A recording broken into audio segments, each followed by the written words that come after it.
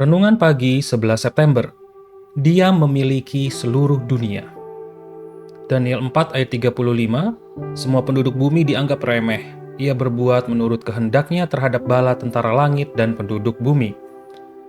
Yesaya 14 ayat 24 dan 26. Tuhan semesta alam telah bersumpah firman-Nya.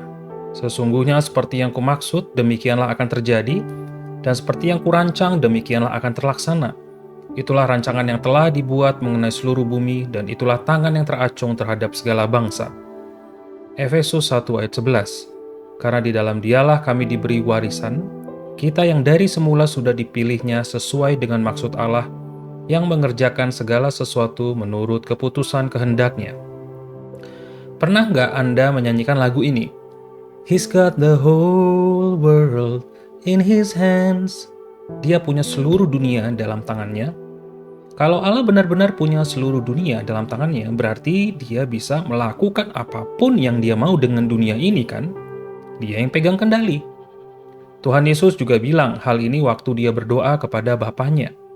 Jadilah kehendakmu di bumi seperti di surga. Matius 6 ayat 10. Banyak orang ngomongin soal kehendak Allah dan ada beberapa aspek tentang kehendak Allah yang perlu kita pahami. Dua-duanya penting untuk dimengerti dan dipercaya.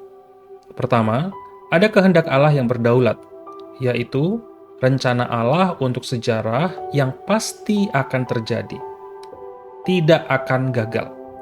Yang kedua, ada kehendak Allah yang dinyatakan, yaitu cara hidup yang Allah mau dari kita, yang jelas ditulis di dalam Alkitab.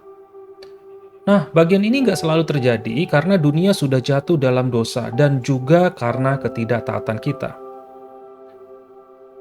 Kehendak Allah adalah cara Dia melaksanakan rencana ilahinya untuk segala sesuatu.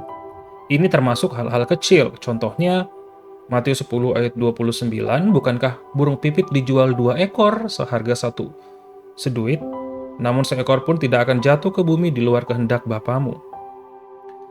Tapi juga berlaku buat hal-hal besar seperti Amsal 21 ayat 1. Hati raja seperti batang air di dalam tangan Tuhan, dialirkannya kemana ia ingini. Jadi nggak ada satupun orang atau hal yang bisa lepas dari kehendak Allah yang berdaulat. Perenungan, bisa nggak kita pikirin sesuatu yang Allah tidak memegang kendali, atau sesuatu yang tidak Allah kontrol, tidak berada dalam kontrolnya? Dapatkah orang melihat pilihan-pilihan di masa lalu atau hal-hal yang mereka lakukan, lalu berkata bahwa mereka melewatkan kehendak Allah? Ketiga, kalau Allah sedang mengerjakan rencana yang berdaulat, kira-kira untuk apa Dia melakukannya?